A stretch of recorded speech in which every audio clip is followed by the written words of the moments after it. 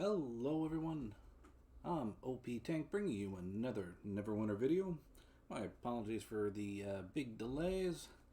A lot has changed and life is getting in the way, so unfortunately had to attend to that. But I am bringing you once again a guide on Paladin. So we will cover over the healer, the tank side, and the somewhat DPS side of the Paladin. And as per usual, we will be including timestamps in the description down below to allow you to quickly jump to the part you wish to see.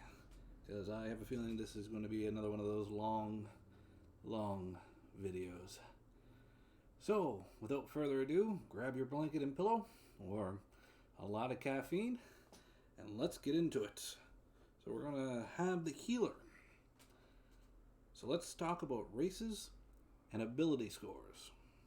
So as a healer, well, your main focus is to heal. Pretty straightforward. Can't beat it that way. So the two things you're going to want is going to be wisdom and dex. Now the reason we want wisdom is for outgoing healing. Pretty straightforward.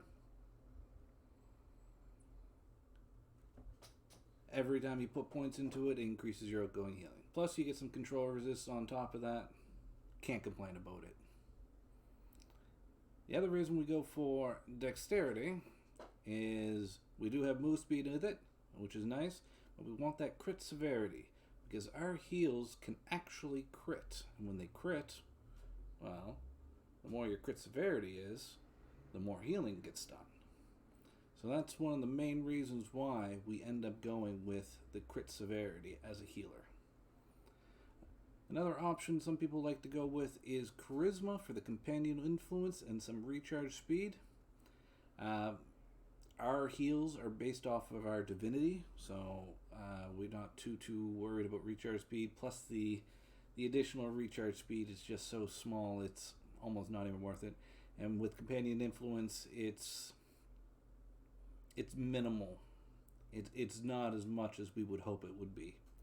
So most I would recommend would be wisdom and dex for healer.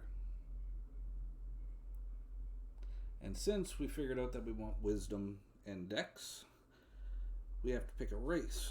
Now races, we have a few to choose from. As per usual, the Metallic Dragonborn and Dragonborn are the best two races, but they are locked behind paywalls. Renegade is a good choice as well, but that's also locked behind a paywall. But the three that are not, that are decent at it, you have the Drow, which gives you 2 to Dex and either 2 to Charisma or Wisdom. Or you have the Wood Elf, which gives you 2 to Dex, and then either 2 to Intelligence or 2 to Wisdom. And then you have Human, which gives you +3 of your choice, which would probably go into Wisdom. The bonuses to each of them is, well, Human is not that great. You get Versatile Defense with Human, which grants you 250 points to all your ratings, offensive and defensive stats, which is not that great. When it takes 1,000 to hit 1%, it's not overly the best. There are better options out there, but hey, Human still works. Don't forget, what you put as your race is not going to be the thing that breaks you for the game. You can have any race play any class with any stat allocation, and you'll still be able to relatively pull it off perfectly fine. You're only going to be missing out on minuscule amounts of damage and stuff like that. So Human has the Versatile Defense, which we just covered. Wood Elf has Elven Accuracy, so you get automatically 1,500 crit strike right off the bat, which is 1.5% basically. Plus you have Wild Step, which you have 10% resistance to effects that slow your movement speed, which is quite nice. For Drow, you have Dark Fire, so when you're attacking a foe, you have a 5% chance to apply Dark Fire for 4 seconds. This reduces the target's defense by 2,000. And you also have trance. So you have high hit point regeneration out of combat, which is nice. So any of those three would work. But again, your Dragonborn is going to be your best course of action for it. But again, it's stuck behind a paywall. So stats. Now we get into stats. What are the stats that a healer needs? Well, you're going to need a lot of power. Yes, power is based on the amount that you're going to end up healing overall. And you're also going to want crit strike, because our ability to heal can also crit, creating even more heals, I guess. Another thing you also want is crit severity.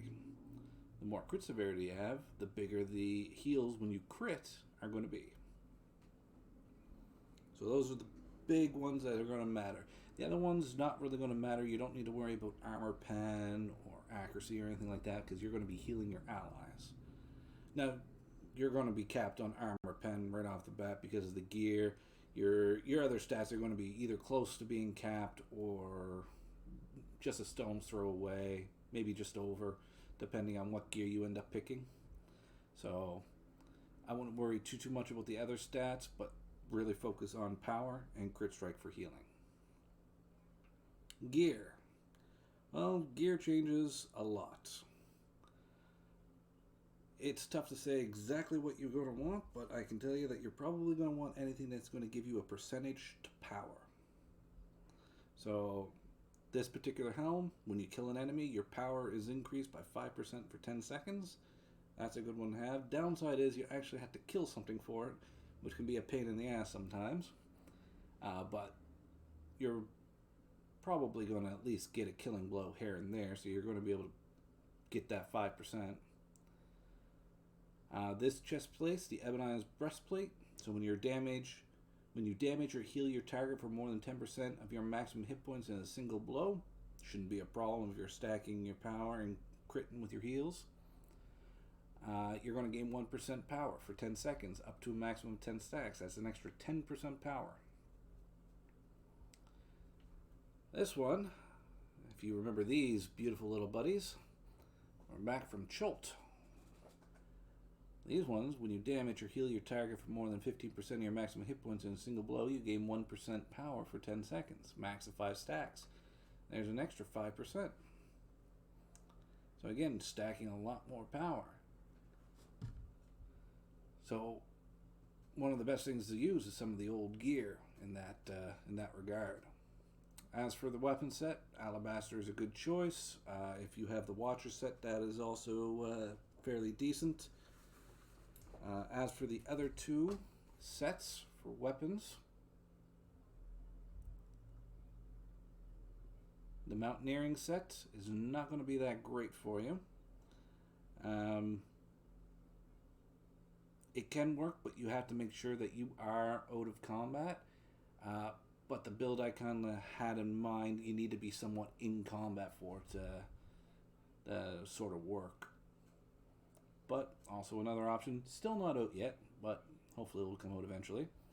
Then you have the Burnish set. So when you hit or heal for more than 15% of your maximum hit points in a single blow, your power and defense will be increased by 5% for 10 seconds. If you're constantly healing yourself, it can work.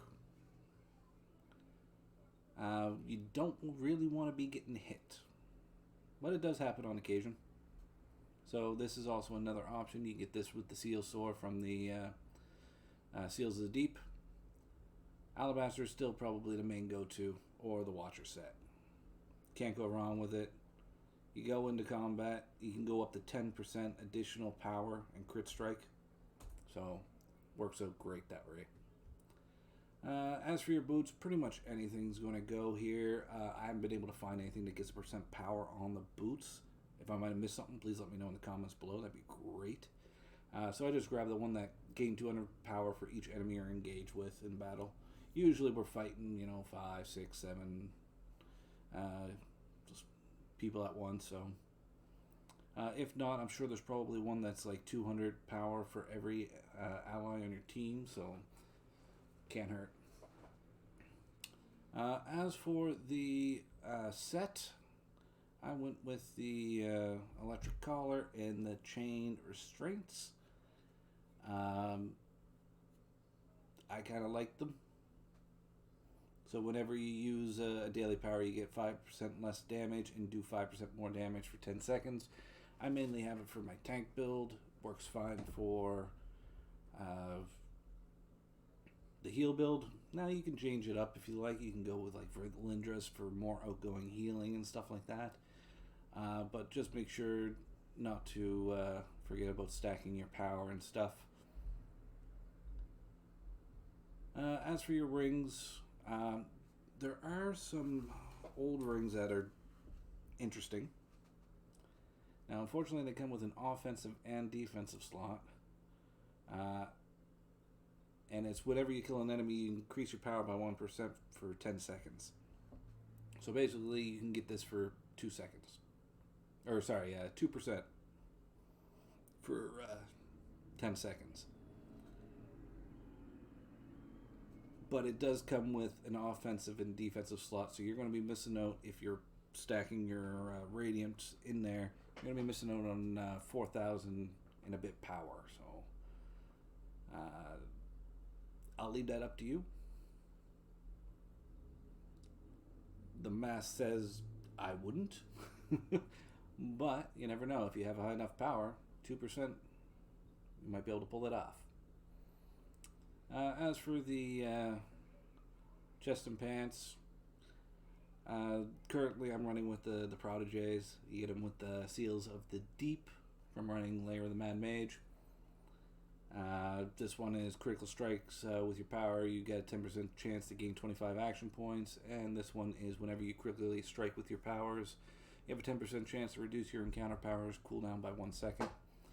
There's nothing that's really going to make or break for shirt and pants, so I just went with the higher stats. As for artifacts, you obviously, one artifact has to complete your set, so whichever set you decide to run with of your choice, you'll need the one that runs with it. Which, yeah, Tobleron's Ring, yeah. As for the other ones, you basically, your other two, you want as much power as you can get, so find the highest ones with power right now. So I'm running with the Staff of Flowers. I got Arctura's music box. I can't remember if this one had more power. No. So I ran with those two. Got the ring and... where's the artifacts at? I can't remember if this had more power or not. No, it doesn't. That's more of a defensive one. So these ones were pretty much the highest power ones I can get. And then I run with the Eye of Giant as an active one, or you can run with like Sigil of the Paladin is also a decent one. Just to help out heals, it increases damage resistance. It's quite handy during like the second boss of Lair of the Mad Mage, so that's a good choice. But I like Eye of the Giant because for 12 seconds you're increasing your power and defense by 5,000, and for each enemy that you hit while in combat, you gain an additional 1,000 power and defense for up to 5 enemies, so you get an extra 10,000 power basically on top of everything. Plus, if you hit 5 or more, you throw down that little icy blast that slows them and deals damage. So, it's a solid artifact that I like running with. But you can choose whichever one that really works for you. I know some people like to run with the wheel for the extra damage. But that's not really going to help out your heals because it's based on your power and crit. So, look for anything that's going to help out in that regard. Or some people like to run with... the coated knives here, so when they proc it, the enemies will take more damage and deal less damage. So there's stuff like that you can do as well. Enchantments. Well, as a healer, Pretty much every offensive slot you have, you want to put Radiance in there. Radiance are going to give you a crap ton of additional power. So all offensive slots should be Radiant. As for defensive, I would recommend going Radiance as well. Get a bunch of extra HP. You don't want to be a one-shot friggin' healer. You can also use your defensive slots to cover off your defensive stats if you're lacking in any particular area, if you so choose. The choice is open to you what you do with your defensive slots. For utility, couple of options. I mean, you can go with darks in order to get more companion. What's that called? Influence, companion influence. The stats overall, they're not going to change much. Maybe by 1 to 2,000. They don't really change a whole lot when I equip all darks in my 5 utility slots, and they're rank 14s. So, other things that people can do is throw in tactical. Tactical is going to give you a bunch of incoming healing. It's too bad it's not outgoing healing, but it allows you to heal yourself really fast. So I'd recommend this also for tanks to have in their utilities. It makes healing them much easier because they have a large HP pool. But you can throw these in here. Makes it easier to heal yourself, or you can just run with the standard layout. You know, get your Dragon Horde enchantment, your Quartermaster enchantment, and your Fey Blessing enchantments. You can do with those. The choice is up to you. There are options out there. You can go with XP gain, gold gain, glory gain, you name it. Nothing's really going to make or break you. So that choice is completely up to you. Weapon enchant. Well, straightforward. Vorpal. Why Vorpal? Because Vorpal increases your crits. So you're going to increase your crit severity by a certain percentage depending on your current rank. At 13 it's 45, and I believe at 14 is 50? Yes. So that is huge. And then whenever you activate the daily power, you increase your crit strike by 2,700 or 3,000 at max rank for 10 seconds. But Vorpal, straight up, awesome. Crit severity. Can't go wrong with heals. When I'm running around and I drop a heal on somebody and it's a crit, their entire bar is blue. So, this is phenomenal. As for armor, a couple of options of your choice. I currently have a Soul Forge in there, giving it a try. Another one is Bark Shield. Bark Shield's not terrible. You can try running with Bark Shield if you so choose. Just remember that damage over time that you receive is going to chew away at your stacks of this. So it can be a good enchantment, but a lot of times it's not usually got a bunch of stacks on it. Now, if you manage to stay in the back and not worry about anything, then yeah, this is a decent one to take. But I'm usually in the middle of the fight. I'll show you why in a few moments. So, that was gear. Oh boy. Now the fun begins, folks. Here we go. We'll start off with feats because depending on your feat choice, it's going to depend on some of your power choices as well. So, your first pair of feats. You got Critical Touch, which grants your at-will powers a 10% chance to bestow the effects of Critical Touch, which guarantees that your next Divine Touch will critically strike. And it lasts for 10 seconds. Or you got Sheltering Healing. Cure Wounds now heals for an additional 50 magnitude whenever the target is affected by a divine barrier. This is decent, but the heal that you're getting is just so small, it is better to spam Divine Touch. So I like going with critical touch on this one, but the choice is yours because I'm constantly using my at-wills. I don't like using Divine Fulmination because it takes too long. I like using Valorious Strike. It's a quick cast time, hits the enemy really quick, decent magnitude, so I have a better chance at getting my crit with my heal that way. So I like running with this one. So it's a way to guarantee a crit, which is very nice. Your next set is you have a choice between Prayer of Opportunity, which whenever you activate a power, there is a 5% chance you'll gain Prayer of Opportunity. This effect may stack up to 3 times, and it lasts for 60 seconds. And whenever you channel Divinity, so press your tab, a Prayer of Opportunity is consumed and restores some divinity. Or you can choose Divine Focus. Whenever you channel Divinity, you gain Divine Focus. This effect may stack up to 10 times.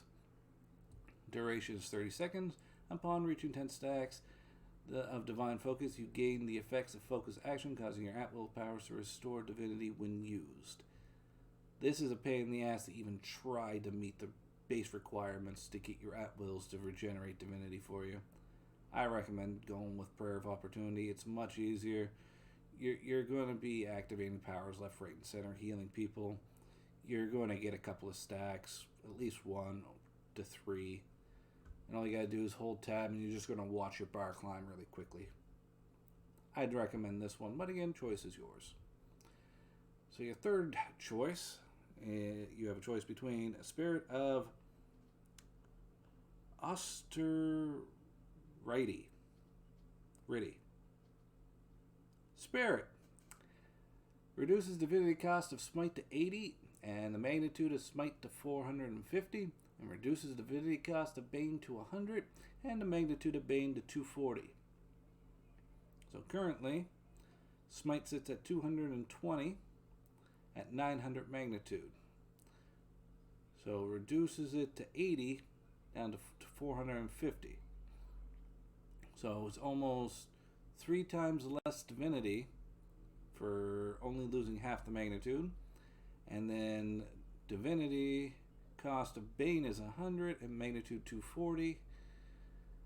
That's 3 times less the divinity for half the magnitude. So if you're looking to dish out some damage, it is an idea.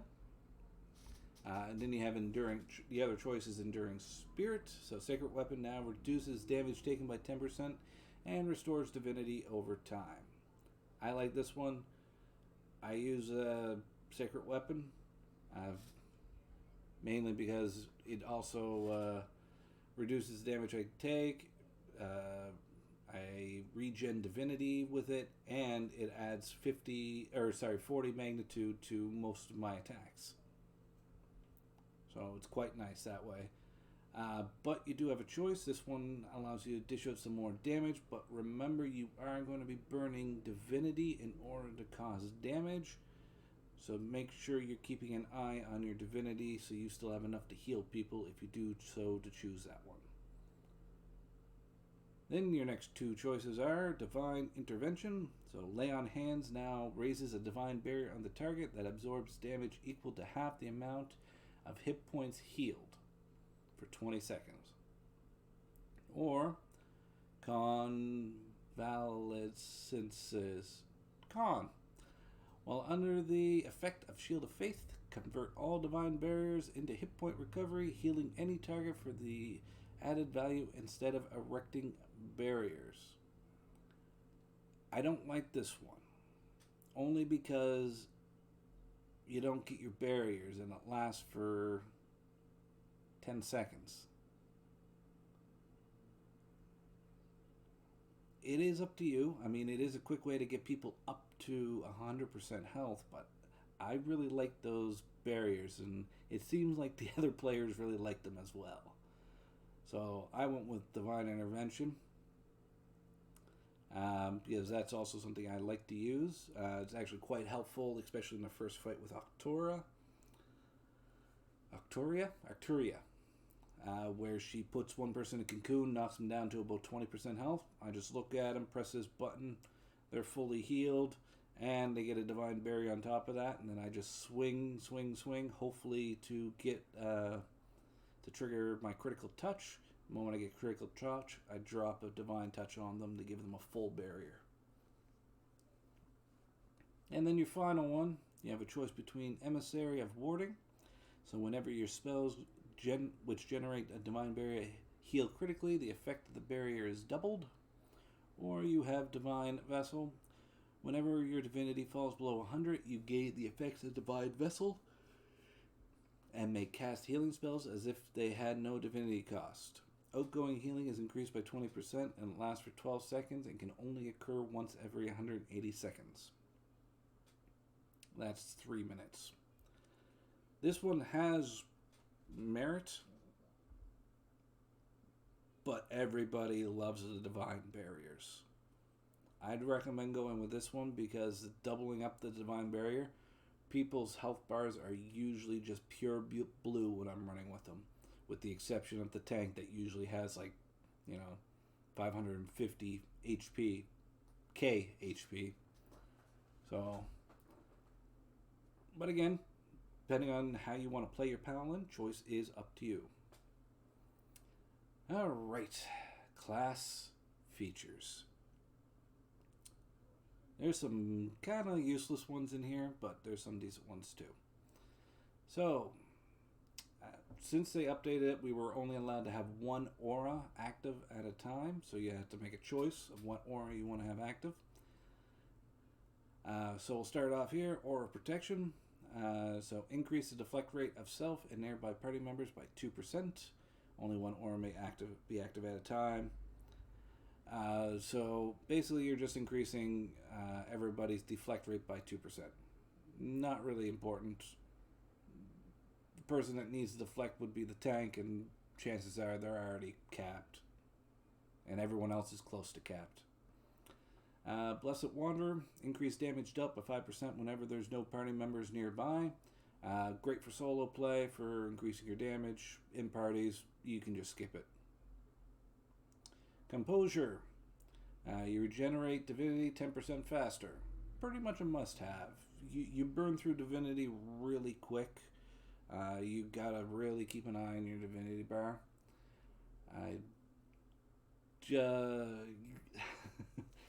There's a lot of things you got to pay attention to, especially as a healer and big time as a tank. But this is quite useful. I recommend having this one in there. Aura of Wrath. So increase the critical rate of self and nearby party members by 2%. Again, not really useful. Everyone, if they're wearing endgame gear, is way over the friggin' crit cap. So you can just throw this one out the window. Aura of Restoration. Increase the healing received by self and nearby party members by 5%. Can't go wrong. It's going to cause you to heal yourself and others more efficiently. Great pick. Guarded Prayers. Whenever you use Channel Divinity, automatically block all attacks from the front as long as stamina remains. Stamina does not regenerate while Channel Divinity is active. You shouldn't really need to worry about being attacked when you're generating divinity. But it is an idea. Sometimes sitting close to the boss, you decide you need to get some divinity back. You pop this. You're holding tab. You should be able to take that hit to the face and not get thrown around or anything like that. It is an idea, but it is up to you. Then we have Timely Intervention. When healing allies with less than 25% of their maximum hit points, converts all divine barriers into hit point recovery, healing any targets for the added value instead of erecting a barrier. Again, I don't like them not getting their barrier.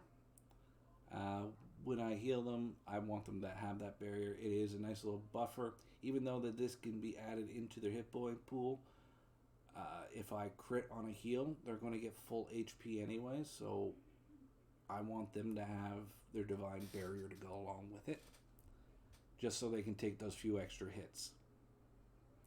And then you have Aura of Life. So whenever you cast a healing encounter power, heal self and party members, heal magnitude 25. This is another option.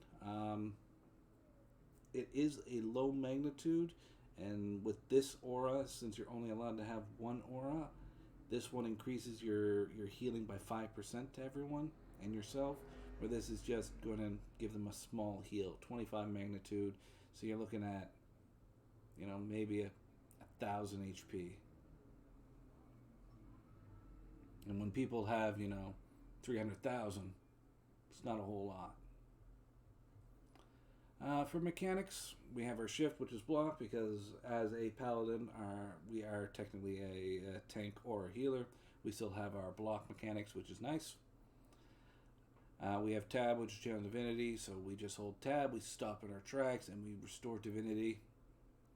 And we have Oath of Devotion, so you reduce threat generated by your healing spells, and many of your healing spells now generate a divine barrier on the target, which absorbs damage based on the strength of the heal.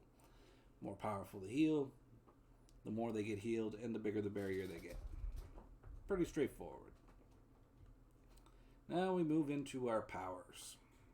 So, dailies. We have our two hard-hitting ones. So we got Divine Judgment and Radiant Charge. So our Divine Judgment is a magnitude 1500. Deals radiant damage to the target. It just does big sword that drops down from the sky, lands on the target, and does obscene amount of damage. Great for solo play. Even in parties, it can be quite nice.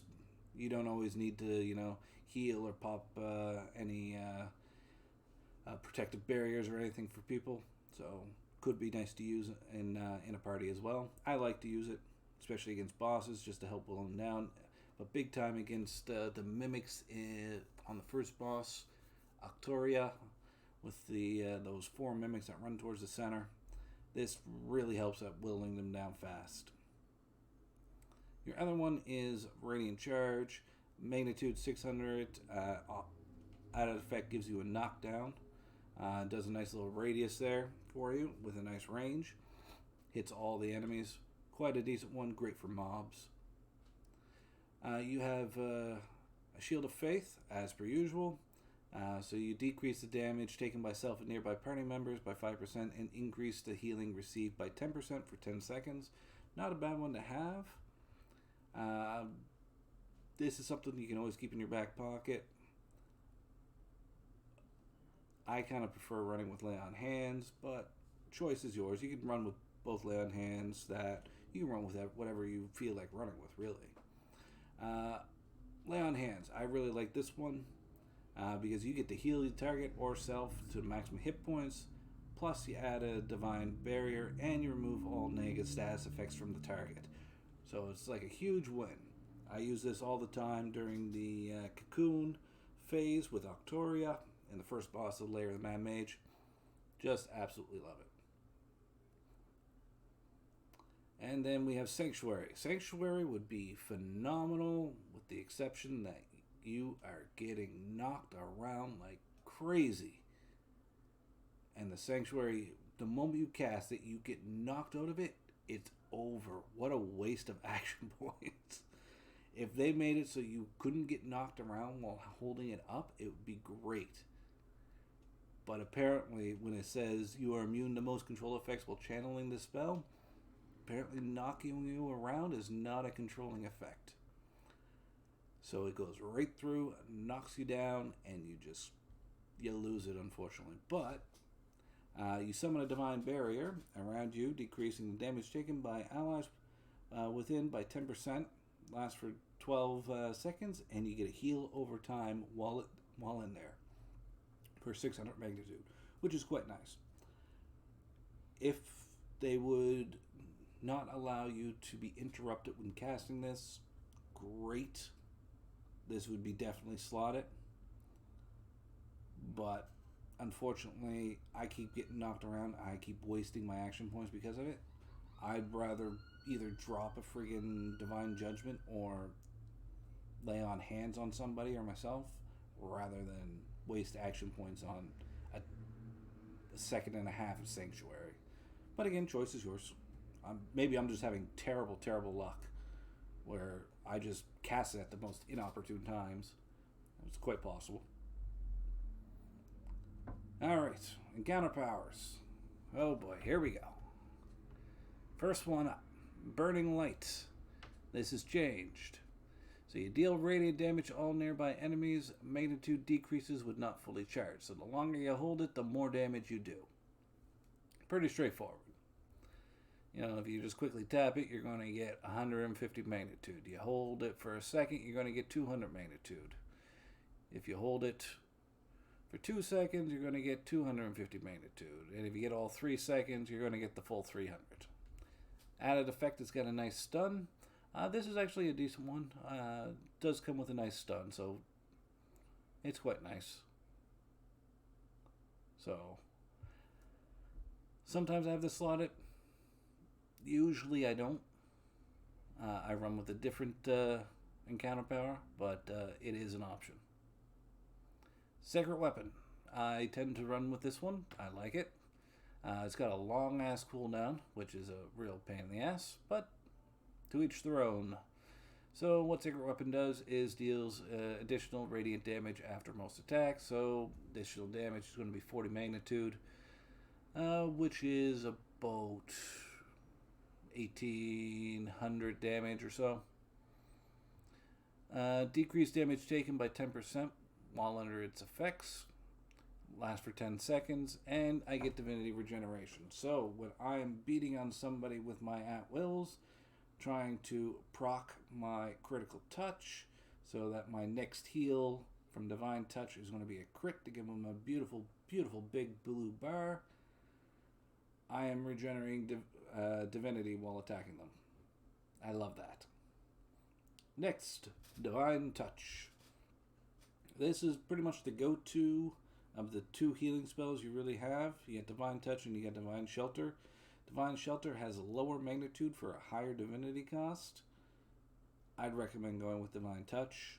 You can run with both if you so choose, but I like Divine Touch. So basically, you're going to heal allies at target location. Oh yeah, by the way, this is when you target. Puts an AoE on the ground, basically, and you target exactly where you want to click. Detonate it, I guess, at.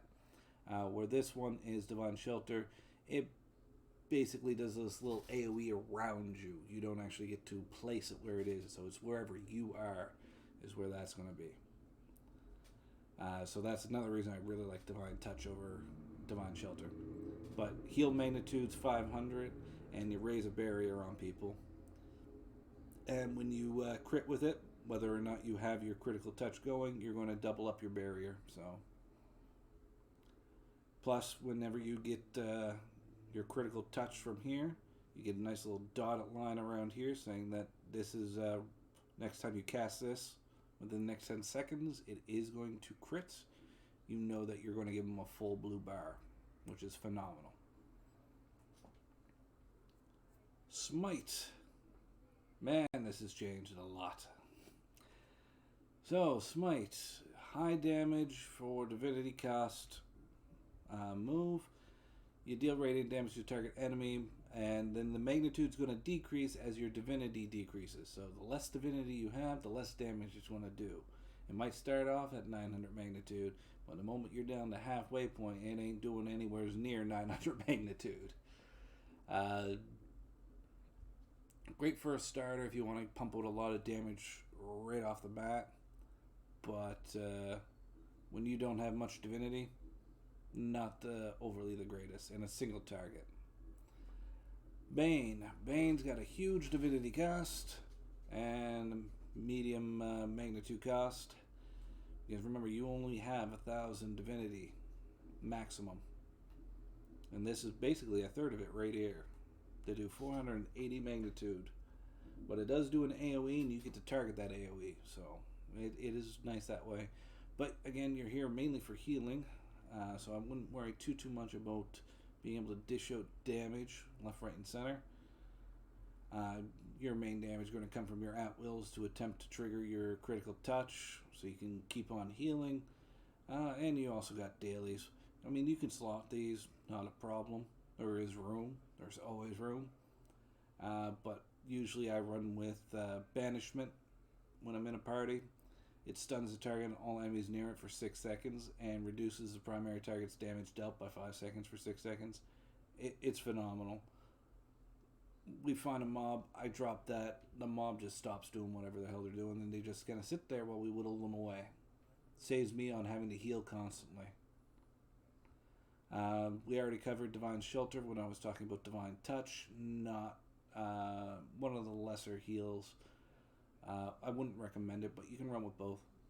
And we just covered Banishment, really like that one running with parties. Cleansing Touch. You really pretty much only need this in Master Expeditions from when people run into those bloody bomb thingies. It removes one negative effects. Unfortunately, you only target one person at a time. It's not like Cleric where it puts down an AoE for a cleanse, which really sucks. But you got cleanse, and it's got a low divinity cost. So even if you screw up 3-4 times, it's not the end of the world. One of the other moves I really like to run with, I usually swap between Banishment and Circle of Power at boss fights. On boss fights, I drop this one a lot because I summon a Circle of Power, which restores my divinity and increases my outgoing healing by 15% while I'm standing in it. So while I'm healing people, I'm doing more healing from it as long as I'm standing in it, plus I'm regenerating divinity. So I really like that one. This is a solid one, lasts for 16 seconds, so you pretty much got about a 10-second downtime there. That shouldn't be too much of an issue, especially with your tab mechanics to channel divinity, to restore more divinity outside of that. And then you have Bond of Virtue. So this one, you create a divine bond with a target party member. Anytime you cast a healing spell, the bonded target is healed for 100% of the spell's original effect. Lasts for 18 seconds. Cooldown's 30 seconds, so you're about 12 seconds without it. Not a bad one to throw in the tank from time to time. Can definitely help. Or if you got that one party member that, for some strange reason, always gets a lot of damage. You can always throw this on there, drop a heal or two, and they're going to get lots of healing. At wills. So, 4 different at wills to choose from. You have Valorious Strike. So it's a quick attack, does 45 damage, 45 magnitude for each attack. And then you have Radiant Strike, 0.55 seconds to do this. You lunge at the target. You deal radiant damage to target nearby enemies for 25 magnitude. Cannot be executed while rooted. Then you have Cure Wounds, which gives you a heal magnitude of 50. Takes a second to do. And you have Divine Fulmination. Deal radiant damage to target enemy. This one it has its places, but the way I like to play, I really like to get my critical touch, so I go with the lowest cast time, which is Valorious Strike, and I just beat the crap out of anything I can see. The best part is you don't even need to hit anything. You can just swing in midair, no enemies around, and it will still trigger your critical touch. I do it just before we usually go into a boss fight, where we're in the purple circle, and the timer starts counting down for 5 seconds. I'll just start swinging, and swinging and swinging. And the moment I get it, I'll cast Divine Touch on everyone. Everyone will get a full blue bar, and then we go into the boss fight. And I know for the first few seconds, I can focus on what's going on and position myself appropriately and not have to worry about constant healing. So I really like doing that. Radiant Strike's got merit. You kind of don't want to just fly right into a group, but it does do an AoE. It's got slightly low magnitude, but that's to be expected since it's an AoE attack. Cure Wounds, again, it has its place. Sometimes I run with it, sometimes I don't. It's really up to you. And then Divine Fulmination, unfortunately, it's got such a long cast time, but it does have a high magnitude, which is nice. And all these will trigger your critical touch, whether you hit something or not. Downside is Divine Fulmination will only cast if you actually have a target to cast to. And same with Radiant Strike. These two do not require any targets in order to swing them or activate them in order to trigger critical touch. So, choice is up to you on which at-wills you use. Okay, Boons. Alright, before we start here, I'm just going to jump into Guild Boons. Guild Boons pretty straightforward. You're going to want power, probably HP. I mean, you can throw up some defense or awareness if you're really lacking, but HP is probably a better choice. Choice is up to you. For your utility, Revive Sickness. Revive Sickness, Revive Sickness, Revive Sickness. Ever since they changed Revive Sickness, everyone needs to run with this. Hell, even before they changed Revive Sickness, you should have been running with this. This is a phenomenal one. Revive Sickness now, instead of when you go down and then get picked back up, it's not if you go down again, you're instantly dead. It is now every time you go down, you're going to have a decrease in your stats and your damage output. So the more times you go down, the less damage you're basically going to pop out. And I believe after 4 downs, you stay dead. So just be careful. And scrolls do that as well. You're still going to get Revive Sickness even if you res yourself with a scroll. But it just saves people those few precious seconds to come over and pick you up. So Revive Sickness. Definitely want to go with that. Make sure if you do go down to hit a campfire as soon as possible. Alright. Well, Boons. Pretty straightforward. Not much to really talk about here. You want to go power straight up, HP straight up. You're going to want your movement speed. You're going to want your companion influence. Having a little bit of control resistance is quite nice. Or you can start putting it into damage and damage resist here. Or if you want to round off some of your stats, you can do it here. You can drop it in, get some lingering potions and stuff. I like Lingering Power because if you drink a healing potion, you get a chance to increase your power. For your 2 choices up here, so you have Incoming Healing Bonus, which you don't really need to worry about as a healer. You have your Crit Severity, which is a solid one. Again, your heals crit, so the more crit severity you have, the bigger the crit is going to be. There's Stamina Regen, not too worried about that as a healer, so we can pretty much skip that one. Sorry. We have Outgoing Healing Bonus. Great one to have. You're healing all the time. You're the healer. Outgoing healing is very important for you. Action Point Gain. This is another solid one to choose if you don't feel like grabbing Crit Severity or the Outgoing Healing. More action points means you spam more of your daily, so can't go wrong there. Increased Recovery Speed. This is debatable because you're only going to get 4% and 4% on a friggin', 22-second timer. It's not much. You're only going to knock off like 0.3 seconds. But it is an option if you want to choose it. And then you have increased control bonus. We're a healer. We're not controlling. It's not really useful. These are basically divided up, so you got your chance on kill, you have chance on encounter use, you have chance on at-wills, which are completely useless because it requires you to be at 30% health or lower. But then you have your healing ones. So these two are the healer ones, so you got Blessed Advantage. So chance when you heal for at least 10% of the target's health, the following effects will be applied to the target for 10 seconds. They'll get a heal over time effect. They'll increase the power by 1500 because it's 3 out of 3. And you reduce the recharge speed by 6% because it'd be 3 out of 3, which is quite nice. There's also Blessed Resilience, so again, 10% chance on heal for at least 10% of the target's health for the following effects to be applied to the target. Again, chance on heal effect, increase their max health by 3,000, and heal stamina by 12%. Great if you're healing a tank, but really, The tank should be managing his own stamina. I go with this one. This is more beneficial for the party in general. But choice is up to you.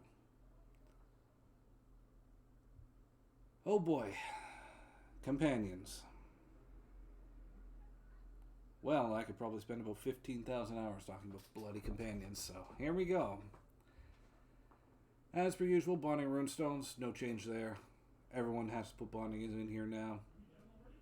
Equipment, you're obviously going to want the newest ones that you can get your hands on. If you don't have those, some of the old +4s, +5s. The enchantments you want to put in them probably are going to be power. You're going to want to pump up as much power as possible. Otherwise, you could try to round off your stats if you so see fit. And power. Enhancement. So, you really got two choices in here for a healer. So you got this one, which is chance on hit to increase your power by up to 2,000%. Or 2,000%, Jesus. I wish. Increase your power by up to 2,000 and your companion's crit avoidance by up to 4% for 15 seconds. When your companion is near, the value of this buff depends on the quality of your summoned pet. Sorry, it's getting late here. The other one you want is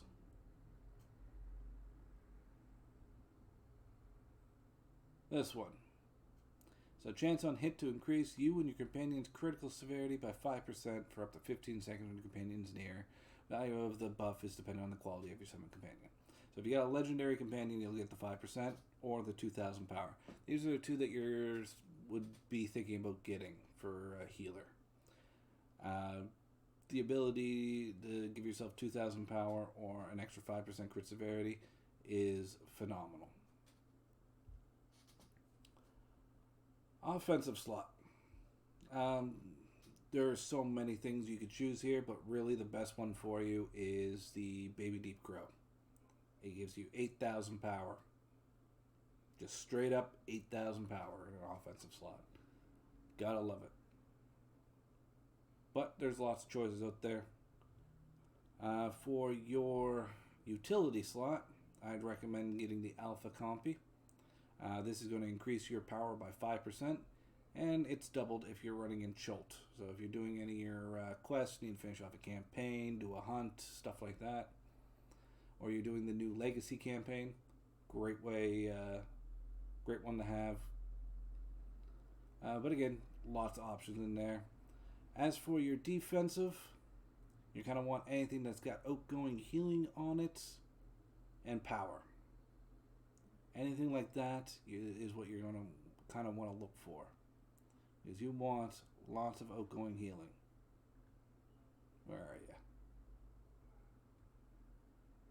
Outgoing healing. I'd like to get that up to about 30% if I could. I'd have to make a few modifications.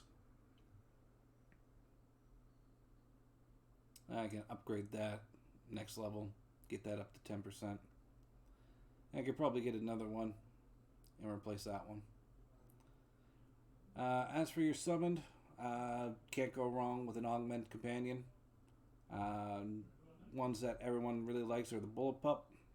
Main reason people like the Bullet Pup, as under enhancement, it gives additional bonus to combat advantage, defense, and power, which is phenomenal. Unfortunately, I don't have my Bullet Pup upgraded. So I've been running with the Black Dragon Ion Stone.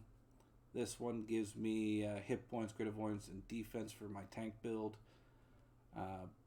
But you can pretty much run with anything you got. Just make sure it is a augment companion. And don't forget to keep an eye on your bolster. You want high bolster, increases the stats. Big Bear Club is also another one I was thinking about running, so I might upgrade other things in order. Might upgrade the goat. Because Polar Bear also gives power and crit strike, which is basically the two things you want. Even though I'm capped on crit strike, we saw something during the AMA that Cryptic did. And apparently, the closer your crit strike and power are to each other, the more often you're going to crit. So if my power was 100,000, my crit strike was 100,000, I would be critting often. The bigger the gap, the less chance of critting. So that's why I really like this puppy right here with a critical touch. So that was companions. Again, you want make sure your bolster's up there, close to 15% as you can get it, if not 15%. And just try to stack as much power as you can in outgoing healing. It's really going to help. Mounts. Well, a couple of options here. You're pretty much going to want Dominant Force, 10,000 power. Can't go wrong. If you don't got that one, go with the 5,000 one. There's also ones that will increase your action point gain. When you activate, it's like 20%. I don't have any of those right now. So whenever you activate an artifact, increase your action point gain by like 20%, which is quite nice. But you're looking for power. If you have a legendary mount, the two really good ones are Tensor's Floating Disc, because that will give you, when you activate it, you'll get 10% more power. You got the Deep Crow. When you activate it, you'll get 7.5% more power. Or you can run with the standard T-Rex. You can throw up the Bat Swarm. Basically, if you have a friggin' legendary mount, regardless of what it is, use it. But yes, Tensor's Floating Disc and the Deep Crow is definitely the two you're probably going to want. Gives lots of power. Also another good one, mainly for a tank though, is the Swift Golden Lion. It's a solid power, really protects your team. In the stable. So, this isn't set in stone. Some of these are not that great, but some of them work. Some of them don't work. So, Gladiator Guile is actually quite a nice one to have. Being able to move fast is good. Keeping up with your team, making sure you're dropping your heals left, right, and center. Plus, even though we are a healer, we can hold up our shield, take a few hits on our shield. So if your stamina does drop down below 25%, you'll get some stamina gained from it. So you get your stamina back quite nicely. If you have a legendary mount, obviously Cavalry's Warning is pretty nice one. It gives you 1,000 to all your ratings. So 1,000 across the board to every stat for 10 seconds. Whenever you activate your mount combat power. So basically every minute you're getting 1,000 stats for 10 seconds. I'm not sure how I feel about this one. Artificer's Persuasion. So whenever you use an artifact power, your cooldowns are reduced by 2 seconds. I don't know. It's only 2 seconds. I'm probably going to be switching this one out. Probably to something that's going to heal me whenever I get hit or when I crit. We'll see. So Assassin's Covenant. So you're going to lose 1,000 to your defensive stats and gain 1,000 to your offensive stats. Just trying to boost up my crit and combat advantage there. Accuracy as well. Armor Pen, I'm way overcrapped. The reason I'm boosting up my crit again is I want it as close to my power as possible without sacrificing power. And Shepherd's Devotion. So whenever I activate a daily power, myself and my teammates' defense is increased by 1,500 and their movement speed is increased by 10%. I like this one. Helps with the team when I'm running with them. And I'm dropping my dailies quite often.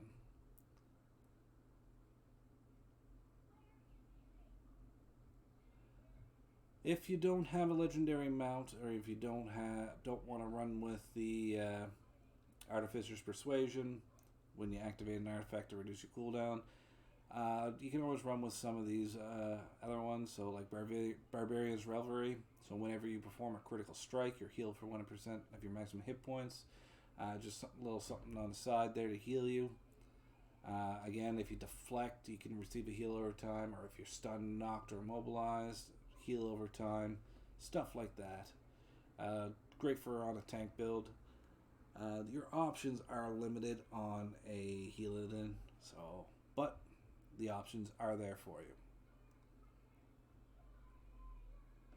Alright, well, that has been the Healadin preview guide. Hopefully it was very informative. If you have any comments, questions, concerns, or queries, throw them down in the chat below. I'll do my best to answer any and all questions. I will pin my first comment to include any changes to the build that are really big that you really need to know about, just to save me from having to spend an hour to make a new build. But yeah, I will definitely do that. And again, if you have any questions, comments, concerns, queries, down in chat, I'll get back to you as soon as possible. I shouldn't be sailing anytime soon, so I should be able to respond quickly within a day or two.